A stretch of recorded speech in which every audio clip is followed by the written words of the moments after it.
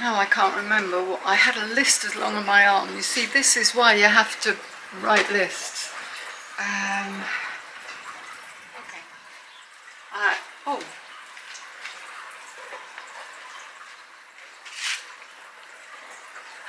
Hola amigos, soy Jane, y esto es Fincarte.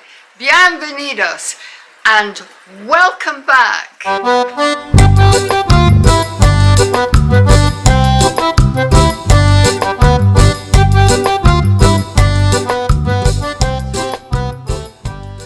There's been a lot of changes over the summer. Okay, so my head's about here. I need to zoom it in a little.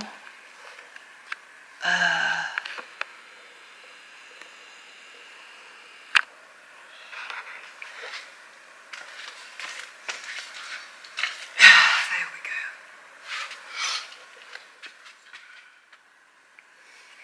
Okay. I don't think any of that. I don't think we got any of that, so I'm going to have to do it again. It's been so long since I did a film, I've forgotten how all the equipment works. Summer was great, absolutely great. But it also made me focus on a few things that I think I had forgotten. You see, life became about making films, and what we do on the Finca became about making films for you guys. Now, I enjoyed making the films, and I think I still would. It's a creative thing. I'm a creative person. I just like that. I got to the point where I felt like I have filmed everything.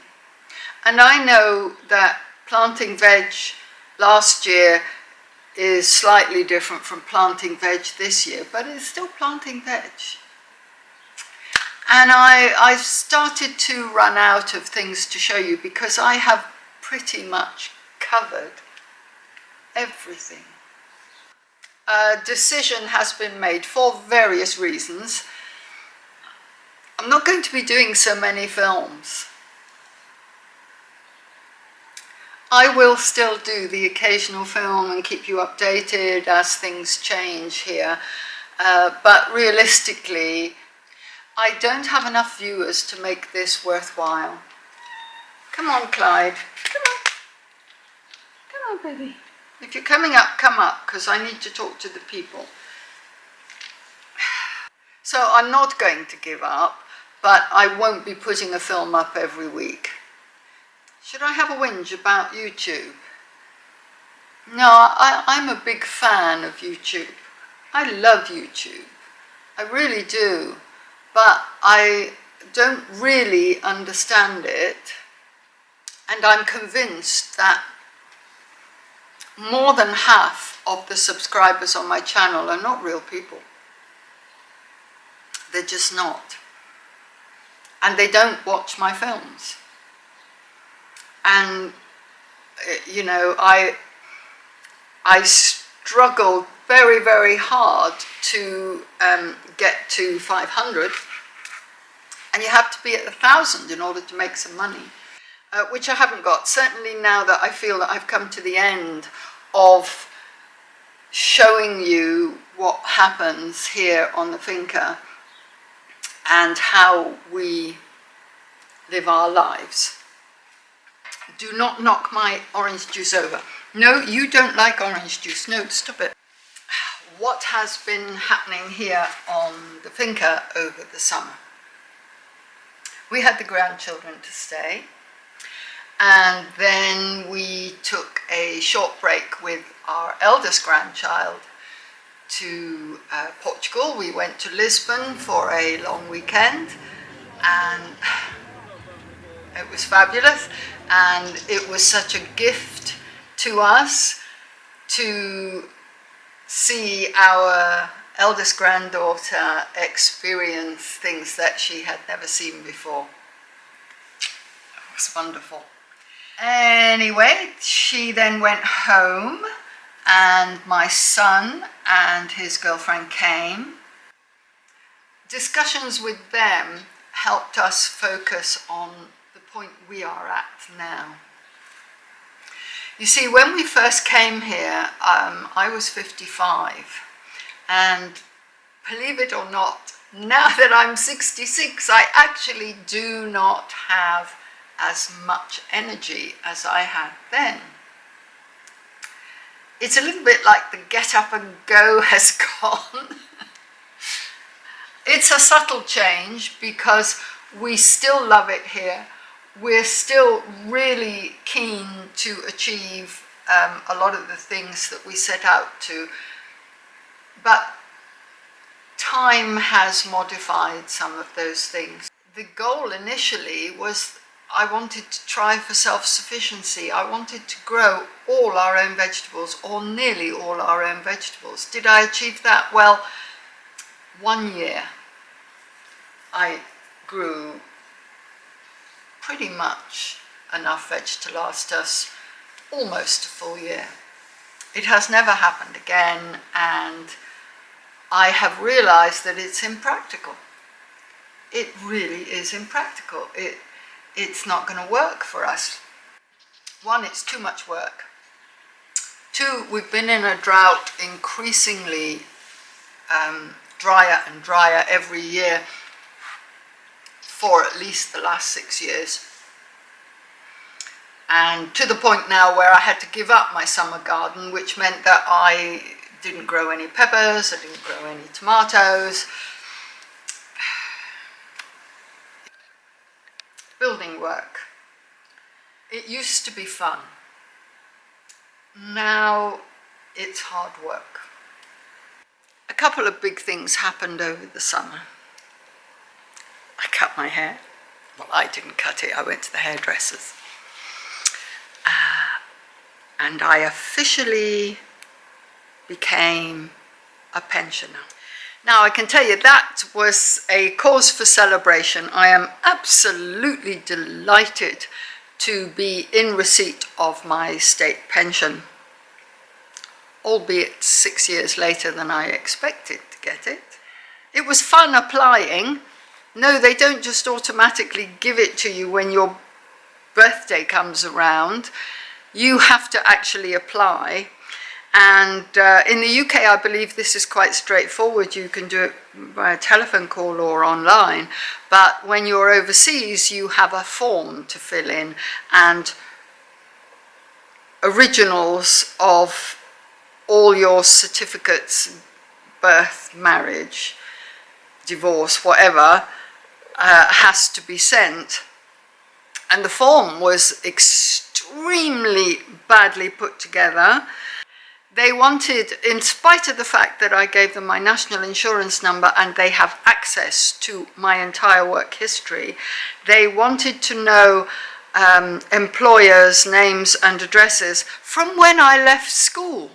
So finally, a letter arrived from the UK, from the Department of Work and Pensions, which made me laugh.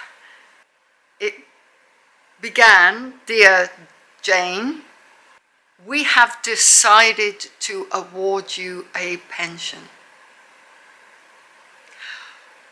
We have decided to award you a pension. We have decided. Oh, thank you so much for your largesse. I paid for this pension. My entire working life, I paid for this. It's my money that they are giving me back. Anyway, I'm not saying anything at all because who knows, they might take it off me. I began a new self-care regime, is the only way I can put it. That involved getting my hair cut, but not just getting my hair cut, but looking after my body as a whole. I have been very, very good, and I have done my yoga classes almost every day. I have had a few days off, in particular because we had visitors or because we went away. My son's girlfriend is a Zumba teacher, and she gave us a Zumba Gold class on the veranda while we were here. It was super fun, super fun. We really enjoyed it, so I can definitely recommend that. Jobs to do. There are a lot, and of course as soon as I decided to write them on the chalkboard, I forgot. The courtyard needs planting now that summer is over. Massive rethink on the vegetable garden. I tried to keep the trees alive. I bought this kaki fruit tree in the spring, and it's been very, very temperamental. It dropped its leaves and then it grew more, and it's now dropped them again. I don't know if it's dropped them again because it's autumn or if it's because it's dead. I let the apple tree die because realistically we don't grow apples here. It's not cold enough in the winter and there isn't enough water. So now I've decided I need a couple of raised beds. I'm not going for self-sufficiency anymore. I'm just going for the enjoyment of growing stuff that we like to eat. So a couple of raised beds which I can shade, because if I do want to try and grow stuff in the summer, I'm going to need shade, and then I can direct water more targeted on them instead of watering the entire garden. I have the planting in the courtyard to do now that the weather has turned, and having experienced a summer with my new courtyard, I realized again it needs shade. So above the door here I'm going to get a pull-out canopy, so at least half, or maybe a little bit less than half, of the courtyard will have some shade. I still don't have my courtyard gate. Apparently the chap making the gate's been working at the tomato factory, but that should finish in the next week or two and he should be back on it. This was a 2-week job. He assured us this was a 2-week job. Hey ho. The new grey water system, the water is still going into a tank which has to be emptied regularly. That is going to change, but it hasn't been done because of course it's been too hot to do anything. That has to go on the list. I have to write that on the list. We need a new compost, we need a new, start again. We need a new human manure composting area built. The large bucket thingy we bought is just not suitable and not going to hold enough.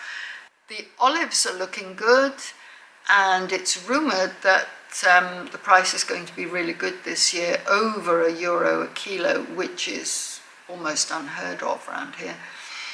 So fingers crossed that is the case, and clearly that's going to be a lot of hard work to come. We have booked 2 slots with our friend who has the olive press, and we're going to pick at the end of October. I'm going to pick again in November and do 2 lots of pressings ourselves, and all of the rest will go to the cooperative and we'll get money for those. Woohoo! We've had a number of chickens die, which was very disappointing, and they were the younger ones. Chickens that we had in fact purchased, not born and raised on the finca. We have discovered over the years that the hens born and raised on the finca are healthier and live longer than ones that we buy.